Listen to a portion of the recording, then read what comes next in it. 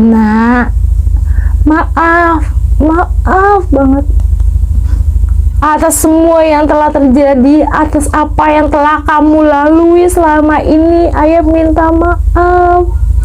Ayah sayang banget sama Viola. Maaf karena ayah nggak pernah hadir di kehidupan Viola. Maaf karena ayah itu kurang memperhatikan Viola.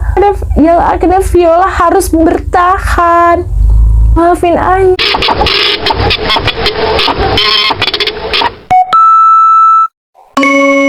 Hai, halo, assalamualaikum warahmatullahi wabarakatuh. Makasih ya udah mampir di video ini dan masih dengan aku Tian. Oke, di video aku kali ini aku dapat kiriman cerita dari seseorang. Kita sebut aja namanya adalah Kak Viola ya. Dan Kak Viola ini ingin menceritakan pengalaman ibunya, yang dimana ini adalah ibunya ini berjuang mati-matian untuk menghidupi kedua anaknya. Wow, kayak perjalanannya ini kayak bener-bener tajam banget. Nah, lu tajam apa sih ya kan? Semuanya akan dikupas secara tajam, setajam silet. Nah, tapi sebelum itu aku makasih banget untuk Viola dan juga Ibu Risma yang mau menceritakan kehidupan lika-likunya di cerita ini. Jadi video ini semoga bisa memberikan semangat tersendiri untuk kalian semua. Dan disclaimer aja ya, jadi di sini aku hanya menceritakan perjalanan hidupnya Ibu Risma. Dan semoga video ini bermanfaat. Oke, kita langsung aja simak videonya, cerita perjalanan dari Viola dan juga Ibu Risma. Dan tapi sebelum itu, kalau kalian suka, kalian tinggal like, subscribe, and share, dan jangan di skip sedikit pun. Perjalanan ini adalah perjalanan Ibu Risma. Ibu Risma ini adalah seorang anak tunggal yang memang tinggal di sebuah pedesaan, hingga akhirnya Ibu Risma ini untuk memutuskan ke kota mencari pekerjaan, atau bisa disebutnya ya merantau lah ya. Nah, Ibu Risma ini kita nyebutnya Risma aja kali ya biar enak ya. Nah, jadi Risma ini waktu kota dia mencari pekerjaan, nggak lama dia langsung mendapatkan pekerjaan yang di sana dia mulailah berbaur dengan teman-teman sekitarnya, dan memang kebanyakan dari mereka semua ini adalah perantau juga ya kan. Nah, dari dia bekerja hingga akhirnya dia berkenalan lah dengan seseorang lelaki yang kita sebut aja namanya adalah Erik ya. Jadi Risma ini berkenalan lah dengan Erik, jadi sering ketemu, terus juga sering makan bareng dan sebagainya ya. Jadi sering menghabiskan waktu bersama lah untuk di pekerjaan, karena memang si Erik ini adalah atasannya si Risma, yang dimana jadi Risma ini sering bertemu dengan Erik. Nah, hingga pada suatu ketika si Erik ini ternyata diam-diam menyimpan perasaan suka sama Risma, dan ternyata Risma pun juga gitu. Yang kan selalu mengawasi. Dan dari situlah Risma mulai mencari tahu tentang latar belakangnya si Erik ini kepada teman-temannya ataupun rekan kerabatnya si Erik ya. Ternyata memang dari mereka ya jarang ada yang tahu untuk mengenai latar belakangnya si Erik ini gitu kan ya, karena kan memang Erik ini kan atasan ya, ngapain juga dicari tahu latar belakangnya, yang ada gue malah dipecat gitu kan. Nah, sampai pada akhirnya si Risma ini ya udahlah mulai mencari tahu, tapi ternyata tidak ada yang tahu gitu kebanyakan dari mereka. Akhirnya singkat cerita si Erik ini tiba-tiba menyatakanlah perasaannya terhadap si Risma, yang dimana juga si Risma ini ya ternyata memang suka juga kan ternyata sama si Erik ini. Nah, karena rasa penasarannya ini dengan latar belakangnya si Erik ini nggak ketemu sama ke teman-temannya, akhirnya si Risma ini memutuskan untuk menanyakan sendiri sama Erik gitu kan. Nah, di situ dia ini mulai mengajukan beberapa pertanyaan untuk Erik ya kan, yang karena memang Risma ini adalah tipikal cewek yang kalau misalnya mau pacaran ya pengennya sih langsung ke jenjang serius, jadi nggak pengen yang namanya habis pacaran terus putus, ntar nyambung putus nyambung gitu-gitu. Padahal di situ maksudnya umurnya Risma juga termasuk muda, tapi pikirannya memang dia itu sudah dewasa ya kan. Jadi kan karena kan umur tidak bisa membatasi kedewasaan orang gitu ya kan. Ya ada juga orang yang udah dewasa tapi pikirannya masih kayak anak-anak. Nah, lu nyindir siapa gue? Ya udahlah lanjut. Diam. Nah, akhirnya di situ si Risma ini pertanyaan untuk si Erik. Sebenarnya pertanyaan itu simpel sih, yang dimana Risma ini cuman bilang, apakah kamu punya pacar, istri, apalagi anak gitu kan.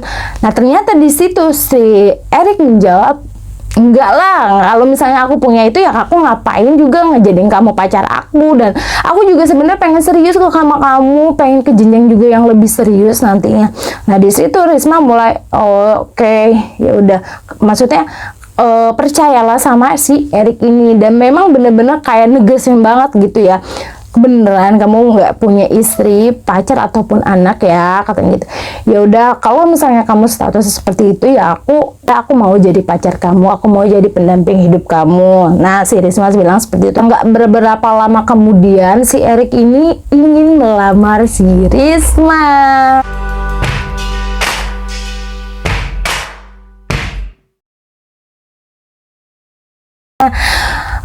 Dan si Risma ya yang bener-bener emang sayang sama si Erik ya, iyalah ayo gitu kita nikah, kapan lagi ya kan. Nah di situ akhirnya si Risma ini bener-bener seneng banget bisa mau menikah sama si Erik. Kemudian waktu pas si Risma ini pulang di rumah ini lagi nyuci ya kan. Nah pas lagi nyuci dia ini ketemu sama lah kerabatnya, yang dimana kerabat ini kayak udah seperti saudara lah untuk Risma. Tiba-tiba kerabatnya ini kayak langsung negor Risma gitu dan bilang katanya, lu pacaran emang sama si Erik? Katanya gue juga dengar lu pengen nikah ya sama si Erik. Nah, karena memang kerabat ini memang juga satu perusahaan dengan si Risma, begitupun si Erik. Nah terus si Risma jawab, iya emang kenapa? Terus kata temannya, gue bilangin ya, lu udah mendingan gak usah pacaran dah tuh sama si Erik, apalagi mau nikah-nikah segala. Lu aja belum tahu latar belakangnya si Erik kayak gimana, bebet bobotnya juga belum kelihatan. Lu ngapain sih dengan cepat lu bisa pacaran sama orang kayak gitu? Nah terus si Risma itu ya bengong dong, apaan sih nih orang tiba-tiba datang langsung ngomel-ngomel kayak gitu, emang nggak bisa kayak ngomong baik-baik gitu. Nah akhirnya dari situlah si Risma ini kayak mulai senggang lah sama si kerabatnya ini, yang kayak bilang kalau emang lu maksudnya iri atau apa sih nih orang gitu ya. Jadi si Risma ini mikirnya tuh yang enggak terhadap kerabatnya ini. Nah akhirnya singkat cerita si Risma ini nggak peduli kan lah omongannya si kerabatnya ini. Nah akhirnya si Risma ini menikah dengan si Erik, tapi menikahnya itu apa? Menikah siri. Ya benar, menikah siri. Jadi si Erik dan Risma ini menikah siri. Memang kalau misalnya di zaman dulu gitu ya, menikah siri itu kayak jadi hal yang maksudnya kayak orang kebanyakan di sana ya kayak udah nikah siri ya udah dianggap biasa aja gitu. Ya udahlah, si Risma juga nggak mempersalahkan kayak maksudnya nikah siri ataupun nikah resmi negara juga ya udahlah, nggak masalah. Yang penting kan maksudnya di situ kan memang mayoritasnya kebanyakan emang orang di situ pada menikah siri. Jadi yang nganggap itu nikah siri hal yang wajar-wajar aja gitu kan, karena kan itu zaman dahulu ya. Kita cerita memang si ibunya ini nggak tahu kalau si Risma ini sudah menikah dengan Erik, dikarenakan memang ibunya ini tegas banget sama si Risma, yang dimana mau menikah dengan Erik, yang akhirnya jadinya batal karena si Risma ini udah bener-bener sayang banget sama si Erik. Akhirnya ya maksudnya dimana kan orang tuh harus ada bibit, bebet dan bobotnya gitu kan, dan maksudnya bakal ribet lagi nantinya, yang menurut Risma nantinya aduh bakal ribet lagi nih. Ya udah akhirnya Risma ini memutuskan setelah menikah barulah dia bilang kepada ibunya. Nah sehabis dia sudah menikah, dia ini ternyata nggak lama kemudian si Risma ini tengah mengandung. Nah dari dia tengah mengandung, ternyata dari bos perusahaannya ini mengetahui kalau Risma telah menikah dengan Erik, yang akhirnya di situ dimana perusahaan itu kan ada peraturan yang tidak memperbolehkan untuk suami dan istri ini masih dalam satu perusahaan untuk bekerja. Jadi ya harus salah satu dari mereka ini mengalah ya, karena si Erik ini adalah tulang punggung keluarga. Ya akhirnya si Risma ini mengalah lah, dan tapi di situ suaminya bilang ya udah nggak apa-apa, kamu resign aja, lagian juga di sini kondisi kamu kan lagi hamil, resign aja nggak apa-apa, aku yang kerja karena kan aku juga kepala rumah tangga. Akhirnya ya udahlah si Risma ikuti perkataan suaminya, dan di situ memang si Risma ini disewain lah tempat tinggal sama si Erik ya kan. Nah dari kehamilannya ini si Risma ini jadi kayak jarang ketemu lah sama si Erik semenjak si Risma ini memang sudah resign dari kerjaannya, yang kayak maksudnya si Erik ini bilang katanya jarang sering pulang soalnya dia nginep di mesan perusahaan, jadi makanya dia nggak bisa pulang karena lembur terus. Ya di situ si Risma ya udahlah, mungkin emang dia untuk cari uang buat nanti persalinan bayinya ya kan. Nah sampai pada akhirnya si Risma ini kok mulai kayak si Erik ini bener-bener kayak udah jarang pulang banget, terus udah gitu ngasih duitnya juga kayaknya ngepas banget, boro-boro kayak buat ke bidan, buat makan aja kayaknya kurang ya kan. Nah dari situ si Risma akhirnya mulailah mengakali duit yang dikasih suaminya ini kan bener-bener ngepas banget. Di situ akhirnya si Risma ini gimana caranya duit segini biar bisa makan. Nah akhirnya dia cuma makan apa? Tempe sama kacang panjang. Iya, tempe cuma sama kacang panjang. Nah, di situ kan karena dulu itu kan handphone itu sangat-sangat susah banget dan terbatas ya. Akhirnya si Risma ini kayak mulailah mencari tahu keberadaan suaminya, emang bener apa iya dia lagi di mes atau enggak sih? Soalnya kayak bener-bener jarang pulang banget gitu kan. Akhirnya si Risma ini nyamperin lah si Erik ini ke mes perusahaan. Nah, di situ akhirnya si Risma ini bertemu ke sapamnya. Nah, kata sapamnya, nyari siapa, Bu? Nah, saya di sini mau nyari Pak Erik, katanya. Oh, nyari Pak Erik. Emang ibu datang dari mana? Oh, saya datang dari daerah A, gitu kan. Kita sebut aja daerah A. Dari daerah A. Emang ibu siapanya Pak Erik ya, kalau boleh tahu? Oh, saya istrinya, Pak, gitu. Si sapamnya ini bengong ngeliatin si Risma. Terus langsung kayak bilang, ibu bener istrinya si Pak Erik? Iya, saya istrinya. Ibu beneran tinggal di daerah A? Tahu saya istrinya Pak Erik ini tinggalnya di daerah B. Hah? Iya, makanya saya tanya, ibu emang beneran istrinya? Dari situlah mulai terkuak. Terkuak apa? Bahwa si Erik ini tidak ada di mes, melainkan dia di rumah istri pertamanya. Jadi di sini Risma ini dibohongi sama si Erik yang ternyata dia sudah punya istri dan juga anak.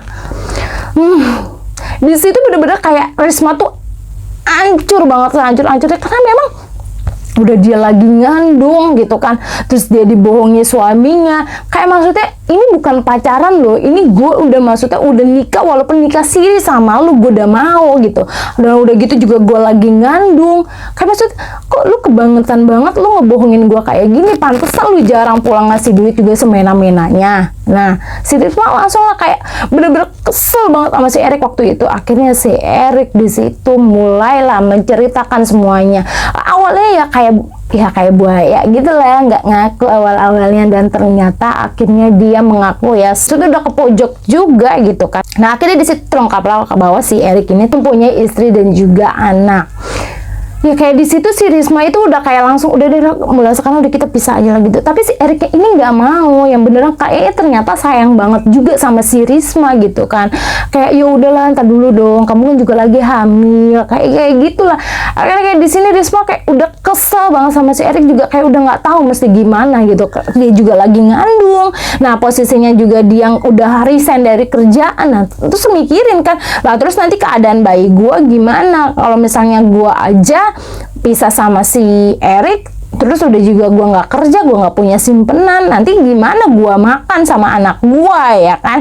Posisinya di situ akhirnya ya udahlah si Risma pasrah aja dulu.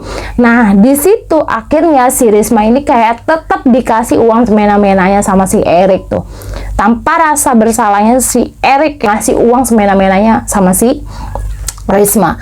Dan singkat cerita akhirnya si Risma ini ngerasa salah sama ibunya karena tidak memberitahukan ibunya. Akhirnya dia mulailah memberitahukan ibunya bahwa dia ini telah menikah. Ibunya ini benar-benar kecewa banget sama si Risma, kayak lu kok bisa bohongin orang tua, Risma? Yang kita di sini juga nggak tahu ya apakah ini karma atau bukan, tapi yang jelas jangan pernah menikah tanpa seizin orang tua. Tuh dengerin ya. Nah di situ akhirnya ibunya yang mendengar tentang kondisinya si Risma di kota, akhirnya si ibunya ini memutuskanlah untuk pergi ke kota menyusul anaknya. Dan waktu pas menyusul anaknya, memang kondisi Risma ini udah bener-bener kayak nggak baik-baik aja gitu kan, udah lagi ngandung, rumahnya adanya gitu kan, disewainnya juga. Nah terus juga kayak ngasih duitnya juga semena-mena dia gitu si suaminya ini. Nah Tapi di situ juga bisa apa-apa gitu, nolong juga nggak bisa. Juga ibunya juga nggak punya kondisi keekonomi yang lebih juga untuk si Risma. Ibunya ini memutuskan untuk tinggal sama si Risma dan memutuskan untuk menjaga si Risma. Dia kan dia maksudnya juga lagi hamil gitu kan. Tapi di situ si Risma juga kayak mikir, nah kalau misalnya ada ibunya di sini gimana nih, uang yang maksudnya buat gue aja kurang sama bayi yang di dalam gitu, terus ini ditambah lagi sama emaknya gitu kan.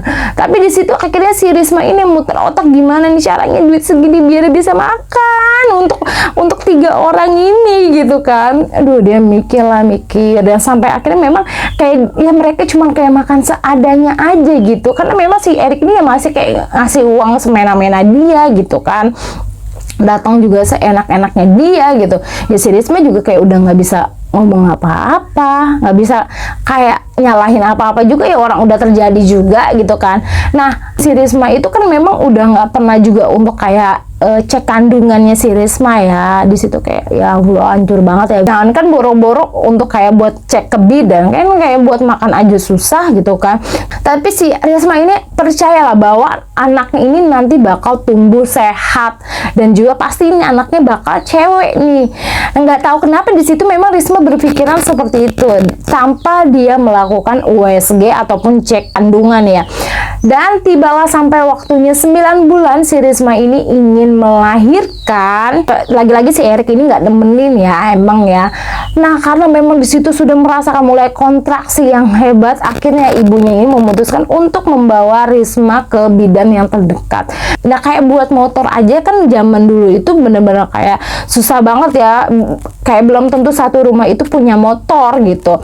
Nah karena kendaraan di sana susah, akhirnya si Risma dan ibunya ini ya jalan kaki menuju bidan yang nggak tahu maksudnya arahnya juga kemana, nggak tahu, karena kan memang mereka ini belum si Risma ini kan memang belum pernah ke bidan ya, dan juga si ibunya ini kan maksudnya pendatang baru juga, jadi mereka ini nggak tahu bidannya itu di mana. Tapi tahu nggak kalian, dia dianterin sama siapa? Ternyata si Risma ini dan ibunya dianterin sama, ya sedih banget sih di sini, Pak, bener-bener sedih banget. Ternyata si Risma dan ibunya diantarkan oleh seekor anjing. Ya, dengan bantuan seekor anjing mereka bisa ke bidan. Tapi nggak tahu kenapa gitu ya, karena maksudnya itulah kuasa Allah gitu ya kan.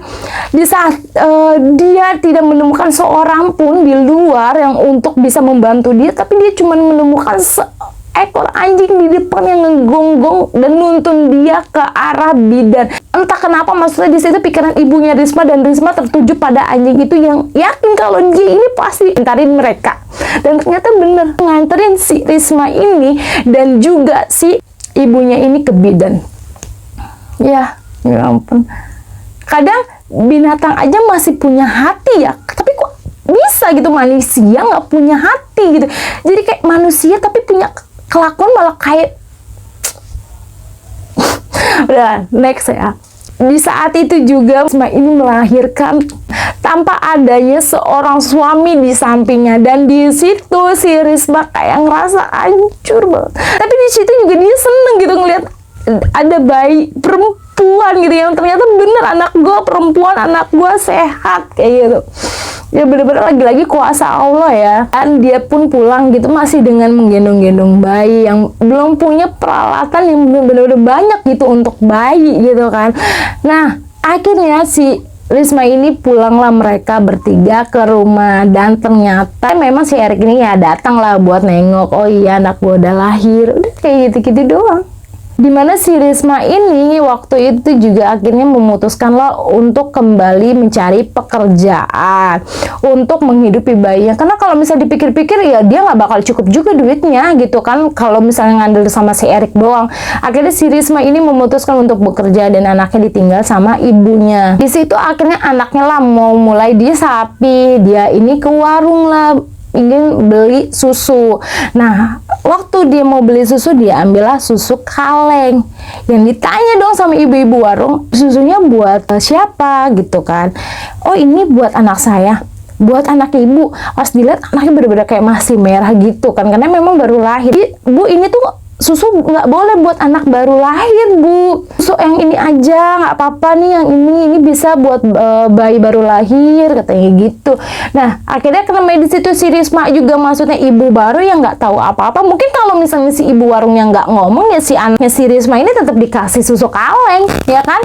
Akhirnya juga singkat cerita si ibunya ini menamakanlah anaknya adalah Viola.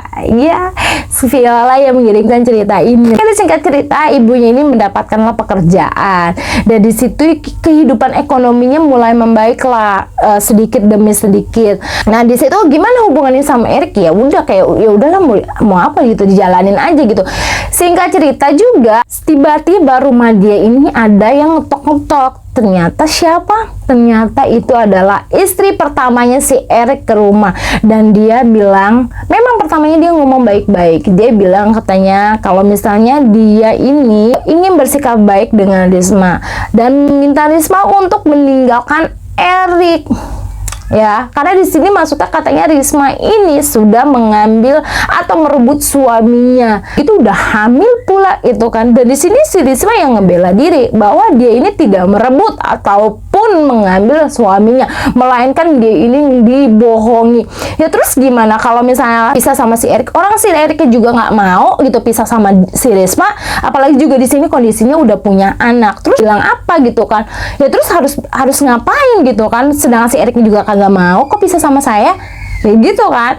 Nah, tapi si istrinya ini tetap kayak mojokin si Risma ini buat tetap pisah sama si Erik, dan dengan ingin mengambil atau mengurus si Viola. Oke lah, nggak apa-apa, maksudnya anak lu nanti si Viola gua ambil, gua urus, tapi asalkan lu pisah sama si Erik. Di situ si Risma ya kesel lah, maksud lu apa gitu? Lu pikir gua nggak bisa mampu ngidupin si Risma gitu? Si Viola. Iya gitu, walaupun laki lo itu ngasih duit semena-mena sama gue, tapi gue bisa ngidupin anak gue. Terus maksud lo apa? Nyuruh gue juga pisah sama si Erik? Kalau lo harus tahu ya, gue ini udah sering banget minta pisah sama si Erik, tapi lagi-lagi si Erik datang lagi ke sini. Harusnya yang lo bilang ini bukan gue, tapi si Erik, no. Dan di situ juga gue maksudnya udah punya anak, terus mau diapain gitu kan? Ya terus gue harus bisa apa? Di sini juga gue nggak pernah yang namanya ngambil atau ngerebut suami lu. Di sini suami lu yang ngebohongin gue. Kalau gue udah tahu lu udah punya bini, udah punya anak juga, gue nggak bakal mau. Ngapain juga gue sengsarain hidup gue sendiri gitu. Ya udahlah, dari situ mulailah kayak adu bacot yang akhirnya lama kelamaan sudah mulai nggak kondusif, di mana akhirnya sapam di rumahnya si Risma ini akhirnya datang untuk melerai mereka, yang akhirnya di mana mereka akhirnya ya si istrinya akhirnya diusir dari rumahnya si Risma. Tapi lama kelamaan, nggak beberapa lama dari kejadian itu, istrinya ternyata datang lagi ke rumah. Dengan kayak maksudnya mereka kan tadinya baik-baik ya datang ke rumah yang pertamanya, tapi lama kelamaan ngegas gitu kan. Nah ini yang kedua ini tiba-tiba kayak nggak punya sikap adab, yang dimana dia ngegedor-gedor, Risma lu di mana sih lo? Lama banget bukain pintunya, Risma, buka lo, gitu kan kata si istri pertamanya itulah. Nah ternyata si Risma ini ya maksudnya sama ibunya ini kan kesel banget ya, lu ngapain sih lu kesini lagi gitu kan, lu emang nggak punya adab ya, dengan lu maksudnya ngotok-ngotok baik-baik kayak gitu, lu ngotok-ngotok baik-baik juga gue bukain kok, walaupun nanti ini juga kita berantem lagi. Terus ini sekarang lu malah ngegedor-gedor pintu kayak gitu, nggak punya etika lu. Terus langsung dia kayak ngomong, udah sekarang lu mulai tinggalin Erik, sini Viola gue ambil. Terus di situ si Risma murka lah, ibunya pun juga gitu. Akhirnya ibunya tuh bilang, lu mau keluar nggak dari sini? Kalau lu nggak keluar, gue panggilin nih warga setempat buat ngusir lu. Lagi lu ngapain sih masih datang ke sini? Lu juga maksudnya sama si Erik juga, lu melet si Erik kan? Emang kata lu gue nggak tahu? Nah dari situ mulailah kayak akhirnya si istrinya si Erik ini akhirnya pergi dari rumahnya si Risma. Nah kok dipelet sih? Pasti kalian mikir kayak gitu kan, nanti kita bahas ya nanti akhirnya. Singkat cerita, Nah, dari semenjak kejadian itu si istrinya ini memang udah nggak pernah lagi datang ke rumahnya si Risma ya. Dan di situ juga si Erik juga kayak tetap datang lah untuk nemuin Risma gitu, walaupun dia memang ya namanya juga status istri kedua. Nah, singkat cerita di situ kayak Risma sudah mulai memahami kondisi dia lah sebagai istri keduanya si Erik dan mulai perlahan-lahan menerima lah keadaan. Ya namanya juga dia udah punya anak juga, dan anaknya juga maksudnya agar tidak kehilangan sosok bapaknya lah gitu, walaupun ya dibilang gimana ya punya sosok bapak tapi kayak nggak punya bapak gitu kan, tapi kayak ya nggak punya bapak tapi ya ternyata punya bapak gitu, jadi ya susah juga sih nggambarnya. Ya intinya si Risma sudah mulai maksudnya menerima keadaannya lah dan perbaikan lah maksudnya dengan si Erik ini. Dan akhirnya ternyata si Risma ini hamil lagi. Iya, hamil anak kedua. Di situ ibunya Risma ya sempat marah lah sama si Risma. Lu maksudnya mikir lah Risma, lu anak pertama lu aja, laki lu aja jarang pulang gitu kan. Terus udah gitu masih ngasih duit semena-menanya, terus ini lu hamil lagi. Kayak maksudnya di situ ibunya kayak tetap menentang lah buat si Risma ini buat hamil lagi gitu kan. Ya maksudnya dimana kan ya gimana gitu, udah ada bayinya juga di perut, terus harus gimana. Si Risma pun juga nggak mau untuk menggugurkannya, yang dalam arti ingin tetap mempertahankannya walaupun nantinya si Erik terserah gitu, maksudnya nantinya dia mau ngasih kayak buat anaknya kayak atau kagak, kayak dia udah kayak udah nggak peduli gitu. Insya Allah pasti nanti Allah ngasih jalannya. Si Risma selalu yakin begitu. Dan ternyata hingga sampai akhirnya 9 bulan si anak keduanya ini lahirlah. Yang kita sebut aja nama anaknya adalah Raka. Tapi di situ si Risma ini masih tetap bekerja ya. Jadi kayak cuma melahirkan lah waktu itulah. Nah, semenjak kelahirannya si Raka ini, si Risma ini ngerasa kalau keuangan ini makin membaik kayak gitu. Kayak sekarang udah mulai sering dapat uang lemburan, terus udah gitu juga gajinya naik. Dia ngerasa kayak oh ya Allah, alhamdulillah ini benar-benar anak membawa rezeki ya. Waktu kayak maksudnya si Viola lahir, si Risma ini kan langsung dapat kerjaan kayak gitu. Nah, terus juga sekarang si Raka lahir, gajinya naik, terus udah gitu juga dapat uang lemburan kayak gitu ya. Akhirnya di situ ngerasa anak adalah pembawa rezeki untuk si Risma dan keluarganya. Kayak udah maksudnya ya udahlah, nggak memperdulikan si Erik mau ngasih atau kagak, dia udah nggak peduli. Kayak ngerasa si Risma ini ya udahlah, gue juga udah bisa kok ngidupin anak gua gitu. Kalau lu mau ngasih ya terserah, gua terima, tapi kalau emang lu nggak bisa ngasih ya udah gitu. Aduh, apaan sih nih? Ya pokoknya si Risma ya udahlah kayak ngerasa ya udah lu mau ngasih kagak gitu, gua juga udah nggak peduli gitu. Tapi di situ memang si Risma ini bener ngerasa sayang bener sama si Erik, walaupun si Erik emang sikapnya kayak begitu gitu.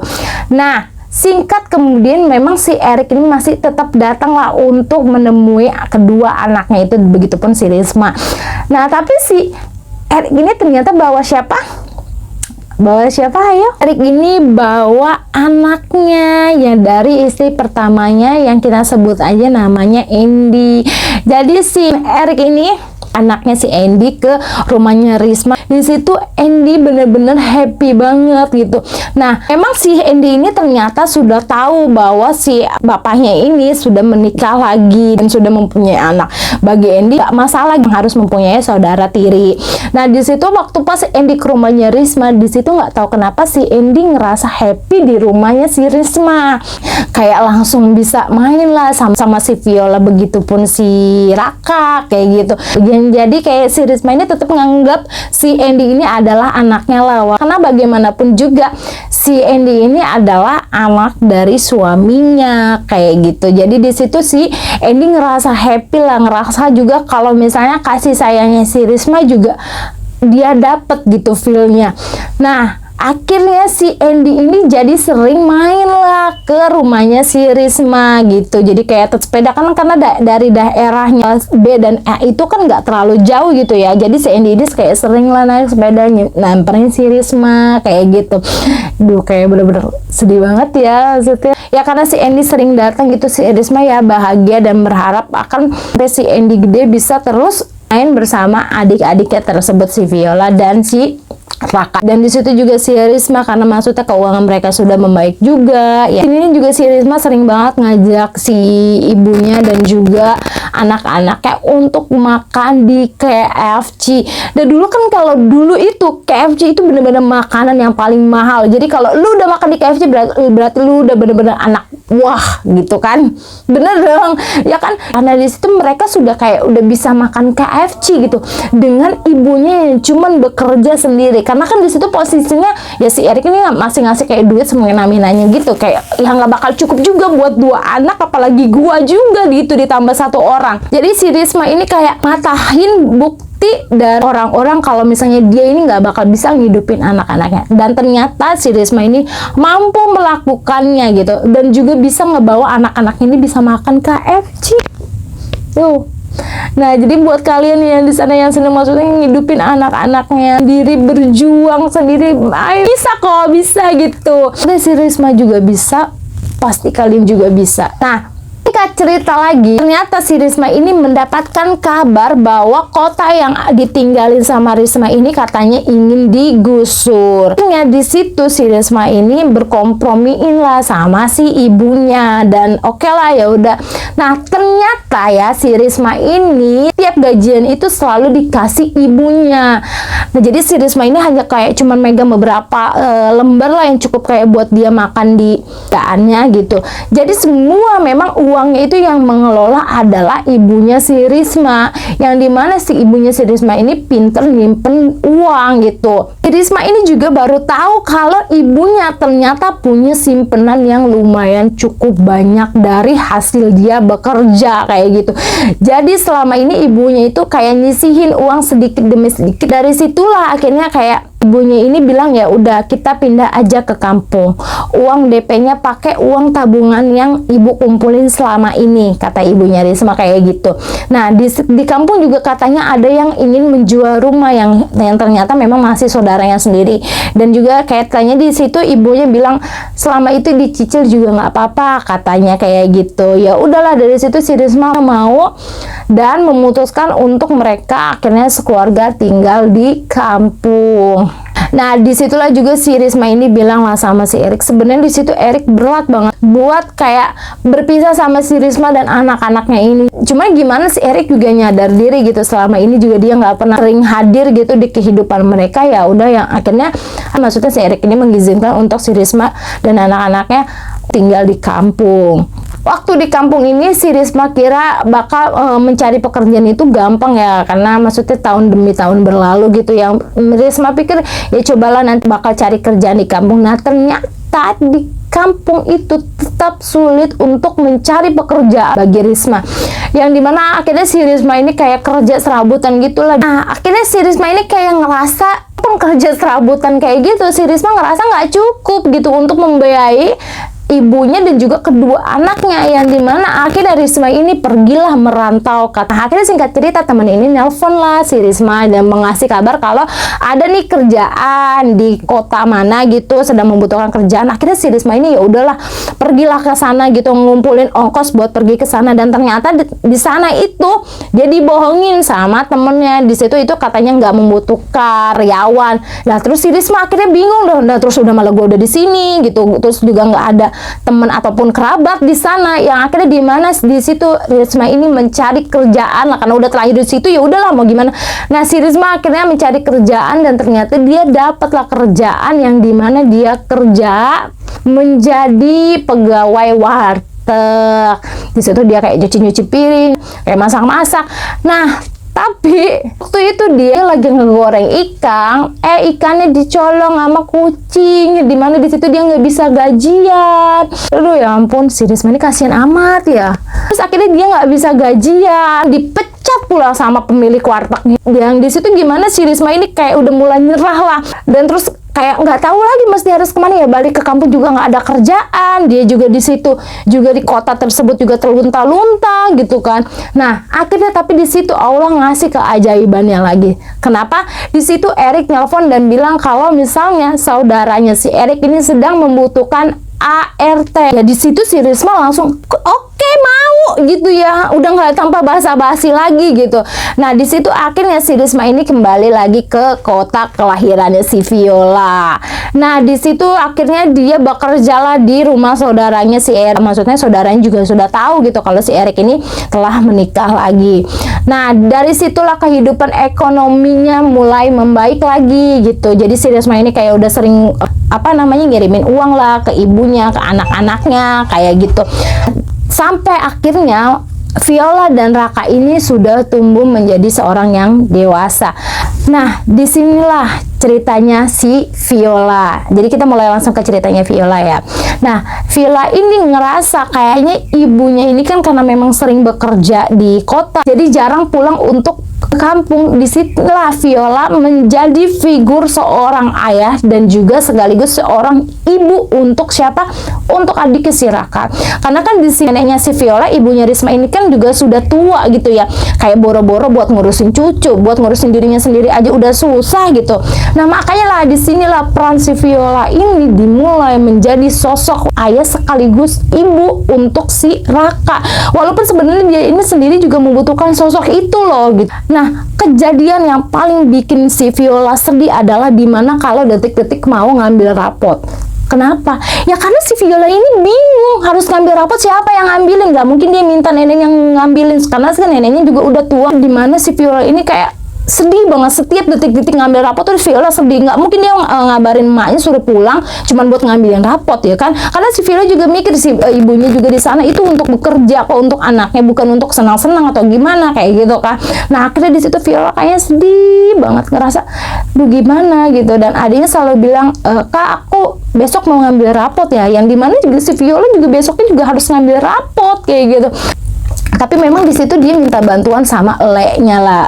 Nah, leknya ini juga gimana ya, mau ngambilin rapot juga dia juga punya anak. Jadinya si Viola dan si Raka ini kayak dibelakangin dulu lah. Dia mementingkan anaknya dulu, ya wajar lah Viola. Jadi kayak si Viola ini kesel banget kalau detik-detik ngambil rapot karena dia udah bingung gitu harus ngambilin sama siapa. Jadi kayak nanti mungkin hari ini leknya, terus nanti kesononya lagi siapanya, kayak gitu. Di sini juga kayak Viola ini bener-bener tegas banget gitu sama si Raka. Bagaimanapun si Raka ini jangan sampai kehilangan kasih sayang. Takutnya si Raka ini malah rasa dia ini nggak punya siapa-siapa, malah akhirnya terjunlah ke pergaulan yang tidak diinginkan kayak gitu. Di sini kayak Viola ya cukup dewasa lah memahami keadaan tersebut. Tapi di sini juga Viola ini ngerasa kesepian banget. Di SMA waktu itu si Viola ini ya akhirnya dialah yang terjun kayak ke pergaulan bebas kayak gitu. Cuman kayak ngerasa si Viola ini kesepian gitu. Terus udah gitu juga dia harus jadi sosok ibu dan juga ayah buat si Raka. Jadi kayak gimana ya, si Viola ini kesel, sedih. Nah, dimana yang paling sedih juga waktu si Viola ini masih kecil.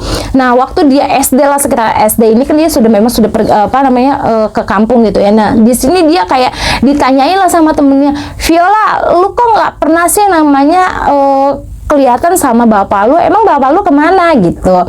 Nah, terus si Viola bilang kan, ada kok bapak itu mana, nggak pernah sih kita ngeliat ya. Wah, jangan-jangan Viola nggak punya bapak lagi, Viola nggak punya bapak gitu. Yang dimana akhirnya si Viola akhirnya nangis lah pulang ke rumah. Nah di situ ternyata yang ngalamin serupa juga bukan cuma Viola doang, ternyata si Raka pun juga pernah diejek sama teman-temannya kalau dia ini memang adalah anak yatim atau anak yang nggak punya bapak. Di situ juga si Raka pulang juga nangis kayak gitu. Sempatlah ditanya sama neneknya, kenapa Raka? Sebenarnya Raka itu ayahnya masih ada tidak sih? Katanya, kenapa kok kamu ngomong gitu? Ya abisnya teman-teman aku bilang katanya aku ini nggak punya ayah, nggak punya bapak.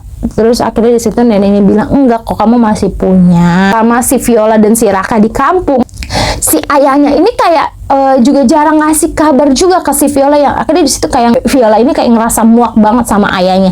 Dan memang ibunya ini sudah memberitahukan lah kenapa bisa terjadi gitu, kenapa dia asal mula kenal lah sama si Erik ini kepada si Viola. Dan di situ akhirnya yang namanya Viola sudah besar ya, akhirnya dia sudah bisa mencerna apa yang perkataan ibunya ini gitu, yang dimana akhirnya si Viola ini sangat benci terhadap ayahnya, udah ngasih juga kabar jarang. Singkat cerita akhirnya si Viola ini telah lulus sekolah Viola, yang dimana si Viola ini memutuskan untuk kembali ke kota mencari pekerjaan. Nah, di situ ibunya memang mengizinkannya, dan ternyata memang juga si Raka ini kan juga sudah cukup mandiri lah untuk mengurusi dirinya sendiri. Nah, akhirnya waktu si Viola di kota ini, si Viola ini ya nggak lama mendapatkan pekerjaan lah. Waktu mau samperin ibunya bekerja ya di rumah saudara ayahnya ini, tiba-tiba si Viola ini samprokanlah ketemu sama si siapa? Ayahnya. Di jalan gitu samprokan begitu. Dan ternyata di situ ayahnya tuh nggak kenal si Viola.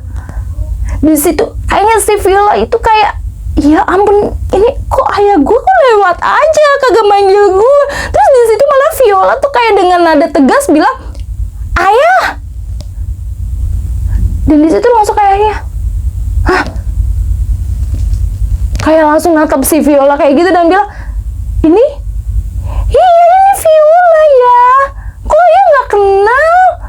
Dan dari situ barulah si ayahnya ini bilang, ya ampun, ini Viola.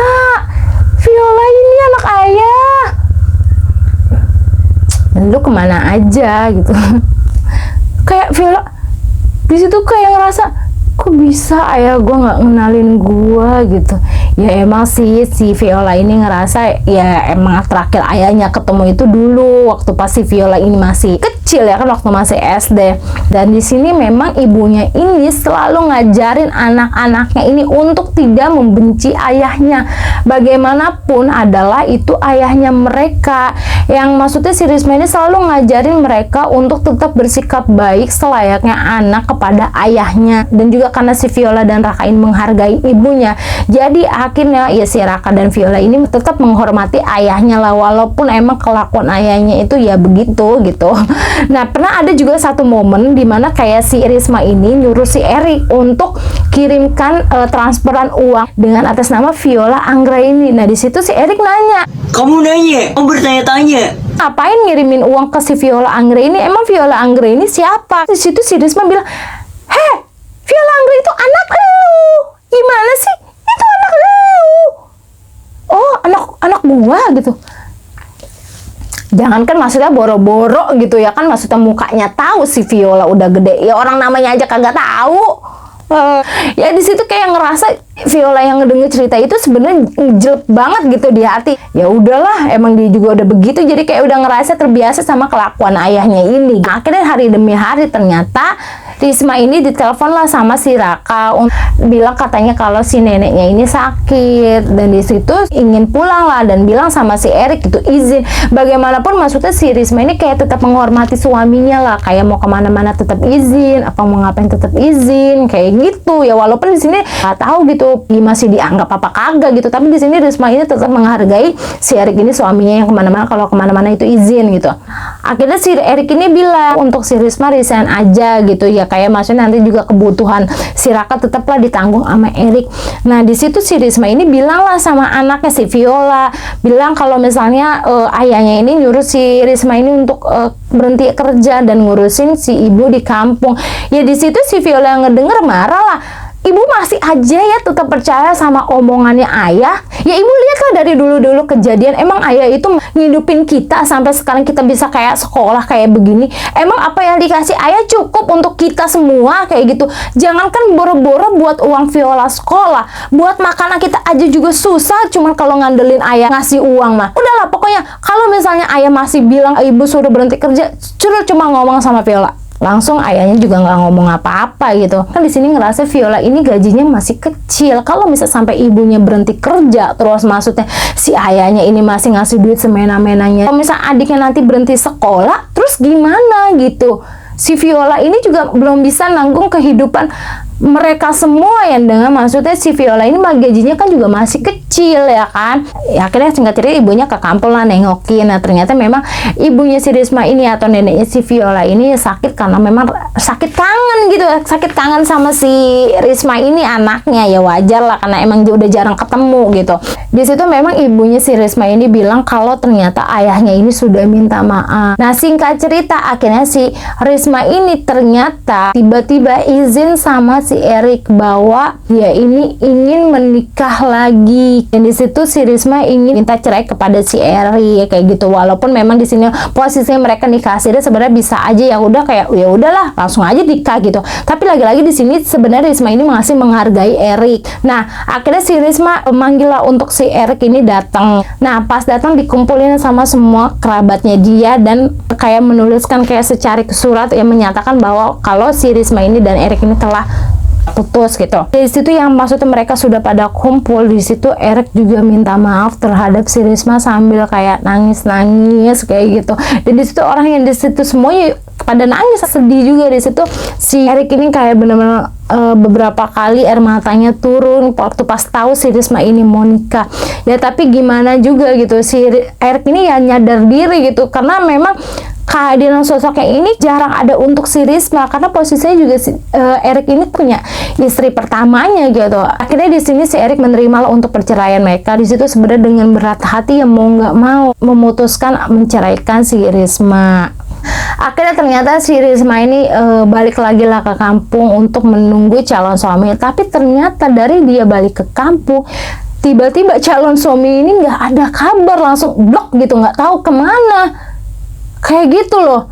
Yang akhirnya di situ akhirnya si Risma nggak jadi menikah, balik lagi lah dia ke kota. Ternyata dia ini masih tetap bekerja dengan saudaranya si Erik itu. Singkat cerita juga si Viola ini akhirnya dilamar lah sama seorang lelaki.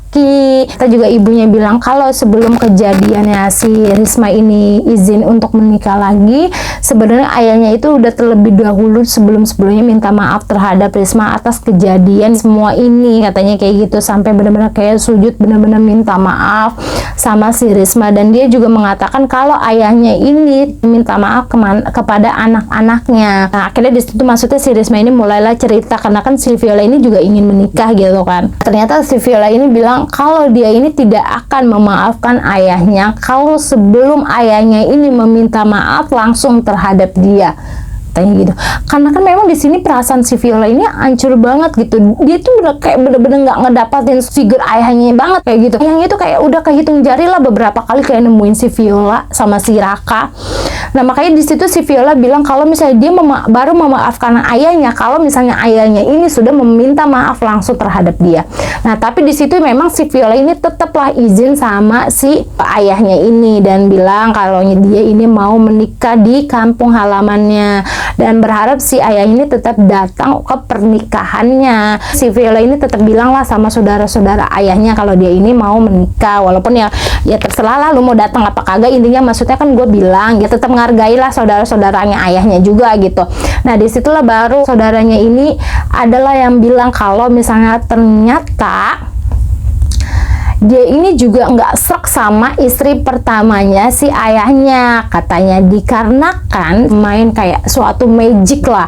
Loh kok magic gitu? Karena memang si ayahnya ini menikah dengan istri pertamanya itu dikarenakan dia ini kalah taruhan. Ayahnya ini taruhan sama bapaknya istrinya si ayah ini ya. Gimana tuh bapak istrinya si ya mertuanya si ayah lah. Ternyata singkat cerita si ayahnya ini kalah taruhan dan ternyata memang diharuskan untuk menikahi anaknya kalau misalnya si ayahnya ini kalah. Nah ternyata memang ayahnya kalah dan harus menikahi anaknya tersebut gitu.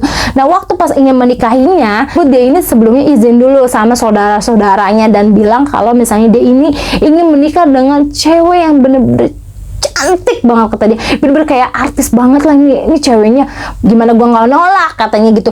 Orang yang dinikahin juga cakep banget gitu ya. Terus yang dari mereka yang ngedenger itu ya gimana gitu, yang ngedenger gitu aneh aja gitu, emang si cantik apa sih tiba-tiba lu keluar kota karena urusan pekerjaan terus tiba-tiba lu bilang mau nikah gitu dengan orang yang memang baru lu kenal, lu bilang juga katanya itu lu kalah taruhan terus akhirnya nikahin anaknya. Maksudnya logiknya ini orang di mana gitu. Dan ternyata memang mertuanya ayahnya ini ternyata dia ini dukun ya, kalau bisa dibilang orang yang mempunyai ilmu lah kayak gitu. Nah makanya si saudaranya ini kaget, ternyata waktu pas istrinya ini dibawa ke kota ke tempat tinggal ayahnya, saudara-saudaranya kaget. Yang maksudnya ternyata mereka yang berimajinasi kalau misalnya yang dibilang Erik ini cantiknya seapa gitu, yang kayak misalnya Luna Maya atau Angelina Jolie, yang ternyata ya maksudnya ya gitu kan, yang mana sih maksudnya secantik apa ya, ternyata ya ya kok nggak maksudnya yang dipikirkan mereka gitu kan. Nah dari situ makanya mulai aneh. Sebenarnya masih banyak hal-hal yang nggak di luar nalar gitu loh. Dan dia juga bilang katanya si Erik ini pernah bercerita ke salah satu kakaknya, dimana bilang katanya kalau misalnya dia ini setiap ingin pergi menemui Viola dan juga si Raka, begitupun Risma, entah kenapa kakinya selalu terhenti di pertikungan katanya. Beberapa kali yang dimana si Erik ini kayak ngerasa, loh gue ngapain di sini? Yang terus tiba-tiba nantinya dia lupa arah jalannya, yang nggak tahu kenapa dia nantinya tiba-tiba capek. Maksudnya intinya pokoknya terhenti di pertikungan rumahnya si Risma, yang akhirnya dia ini nggak jadi ke rumahnya Risma. Entah kenapa dia selalu mengulang-ulang kejadian itu, yang mana akhirnya si Risma ini jadi jarang ketemu sama si Erik, ya katanya sih kayak gitu. Cuman lagi-lagi ya saudaranya ini bilang ngerasa kalau misalnya perempuan itu ya ini masuk istri pertamanya si Erik ini ya telah bermain magic. Tapi di situ yang Viola nggak denger itu, ya Viola kayak nggak terlalu menanggapi lah, kayak ya udahlah yang namanya udah terjadi ya udah terjadi aja gitu. Ya si Viola juga nggak terlalu maksudnya memikirkan hal tersebut, karena bagi Viola ya udahlah udah terjadi, kayak mau gimana lagi, diulang pun juga kayak udah nggak bisa kayak gitu. Nah di situ Viola juga maksudnya umurnya juga udah tambah dewasa, yang sudah mengerti semuanya. Singkat cerita akhirnya si Viola ini menikah lah, dan di situ ayahnya hadir. Nah memang saudara-saudara ini tidak mengizinkan untuk istri pertamanya si ayahnya ini datang karena takut merusak suasana kayak gitu. Nah akhirnya si ayahnya ini waktu datang ke pernikahannya si Viola ini agak sedih sih. Halo. Nah, yang dikira sama si Viola itu ayahnya nggak akan datang, ternyata ayahnya ini dilihatlah sama si Viola dari kejauhan, yang ternyata ayahnya ini telah datang, telah hadir di pernikahannya Viola.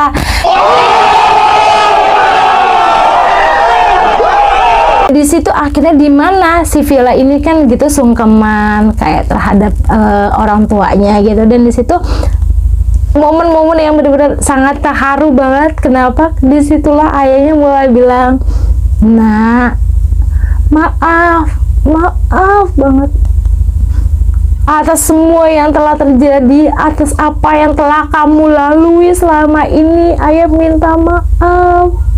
Ayah sayang banget sama Viola. Maaf karena ayah nggak pernah hadir di kehidupan Viola. Maaf karena ayah itu jarang kurang memperhatikan Viola. Yang akhirnya Viola harus bertahan. Maafin ayah. Maafin ayah ya nak ya. Kalau andai waktu bisa diulang kembali, ayah bakal menebus semua dosa-dosa ayah sama Viola. Maafin ayah ya nak ya, maafin." Dari situlah mulailah Viola ini berdamai dengan masa lalunya, yang dimana akhirnya dia bener-bener tulus banget sudah memaafkan ayahnya. Yang di situ maksudnya ya sebenarnya ayahnya juga sayang sama Viola, tapi kayak nggak tahu lah harus mengungkapinnya tuh kayak gimana, karena kadang kalau misalnya hanya cuma ucapan kita nggak bakal tahu gitu. Dan ternyata memang selama ini ayahnya itu juga sayang sih sama Viola, begitupun juga Raka. Tapi sampai maksudnya si ayahnya ini pernah dapat lah uang pesangon gitu, dan si Risma ini tetap dapat uang dari bagian pesangon ayahnya tersebut gitu. Ya walaupun lagi-lagi istri pertama lebih besar ya, tapi di situ maksudnya si ayahnya ini tetap menghargai bagaimanapun ibunya Viola ini, walaupun memang sudah berpisah, tapi si ibunya ini tetap dapat pesangon dari ayahnya tersebut kayak gitu. Yang dimana maksudnya intinya sebenarnya ayahnya ini benar-benar masih sayang banget kok sama ibunya Viola kayak gitu. Dan akhirnya di sini si Viola ini bisa lah damai dengan masa lalunya, yang di situ akhirnya dia juga benar-benar sudah memaafkan ayahnya gitu. Kadang kita bisa ngomong memaafkan tapi ternyata dalam hati tidak gitu kan, ya seperti kayak bisa bilang ikhlas tapi ternyata enggak kayak gitu. Nah tapi di situ bener-bener kayak Viola, semenjak ayahnya sudah minta maaf, dia sudah bener-bener kayak melupakan kejadian yang di masa lalu, dan sudah benar-benar memaafkan ayahnya, dan semua akhirnya alhamdulillah kembali seperti semula gitu ya. Walaupun memang si istri pertamanya ini belum, sampai sekarang sih memang belum pernah ketemu lagi gitu dengan si Viola, karena kan terakhir itu bayi ya, belum pernah lagi ketemu sama ibunya Viola, kakak ataupun si Viola. Nah, untuk si endingnya sendiri, si Andy itu sempat jadi kayak lost contact gitu kan sama si Viola ataupun Raka, karena kan waktu itu mereka ini pergi ke kampung gitu ya. Nah, tapi ternyata si Andy ini kayak tetap masih nganggap Viola ini adiknya. Jadi kayak beberapa kali selalu ngingetin ayahnya untuk selalu pergi ke rumahnya Viola, yang dimana akhirnya si ayahnya ini jadi sering lah untuk ketemu sama si Viola, dan sekarang si Viola katanya sudah punya anak gitu. Nah, disinilah kayak Risma ini mematahkanlah semua tuduhan-tuduhan yang orang-orang berikan terhadap Risma, kalau Risma ini nggak mampu untuk bisa menghidupi anak-anaknya sampai sekolah, dan ternyata dia ini bisa dan mampu untuk bisa mensekolahkan ataupun menghidupi anak-anaknya dan sekaligus ibunya sampai sekarang ini. Nah, itulah kisah dari ceritanya Bu Risma dan juga Viola. Ya Allah, bener-bener kayak terharu banget. Jadi si Viola ini kayak maksudnya dulu tuh harus jadi figur seorang ayah untuk adiknya ini, kayak jadi dewasa sebelum waktunya gitu. Jadi kayak dia harus dituntut dewasa sebelum waktunya. Nah, begitupun kayak Ibu Risma ini. Nah, Ibu Risma ini kayak tetap bertahan gitu, walaupun harus cari kerjaan dari pindah ke kota lain cuman untuk menghidupi anak-anaknya kayak gitu. Dan di situ juga dia masih menghormati suaminya, yang padahal suaminya ini juga maksudnya ibarat kata ya udah semena-mena lah sama dia gitu. Dan di sini juga dia dituduh gitu kalau dia sudah ngambil atau ngerebut si Erik gitu. Nah, dari situlah kayak semua ini mereka patahkan lah, mereka jalani dengan sepenuh hati, yang akhirnya sekarang berbuah hasil, dan semuanya alhamdulillah katanya kembali seperti semula, dan mereka sudah menemukan kebahagiaannya masing-masing kayak gitu. Wow, ceritanya benar-benar begitu berbelit-belit ya, dan panjang juga gitu kehidupannya. Jadi di sini benar-benar pelajaran banyak yang bisa kita ambil ya sebenarnya dari perjalanan Ibu Risma dan Viola ini. Risma ini di sini ingin menceritakan kehidupannya agar bisa mematahkan tuduhan yang mereka bilang kalau wanita ini tidak akan bisa untuk menghidupi anak-anaknya. Nah, tapi ternyata si Ibu Risma ini walaupun harus bekerja dari pindah kota ke kota lain dengan cuman perbekalan seadanya, dia ini bisa kok untuk bertahan dan juga untuk menghidupi anak-anaknya kayak gitu, sampai sudah bisa ya sekarang ini gitu loh. Nah, intinya kita selalu berdoa dan usaha, Allah bakal kasih jalan. Karena kenapa? Maksudnya lagi-lagi Allah tidak akan memberi ujian di luar batas kemampuan hambanya. Nah, begitupun Ibu Risma ini, masalah yang telah dia lewati, masalah ujian yang telah dia lalui, ternyata dia bisa lalui walaupun dengan rintangan dan berbagai hantaman berkali-kali, dan ternyata memang Ibu Risma ini bisa. Bener-bener kayak perjalanan wanita hebat banget ya. Dan itu dia tadi perjalanan seorang Ibu Risma dan juga dari Viola. Semoga kita bisa mengambil hikmah dari perjalanan mereka ini. Kalau misalnya kita berusaha dan berdoa, pasti Allah akan memberikan jalannya. Nah, itu dia tadi perjalanan Viola dan ibunya. Terima kasih yang udah nonton. Semoga aku bisa memberikan video-video lagi menarik lainnya dengan cerita perjalanan yang lainnya, dan ambil hikmahnya dari video ini. Dan aku minta maaf kalau ada salah dari penuturan kata aku atau penjelasan aku, mohon dimaklumkan, dan mungkin bisa koreksi di kolom komentar ya. Oke, itu aja deh video dari aku. Semoga bermanfaat. Assalamualaikum warahmatullahi wabarakatuh.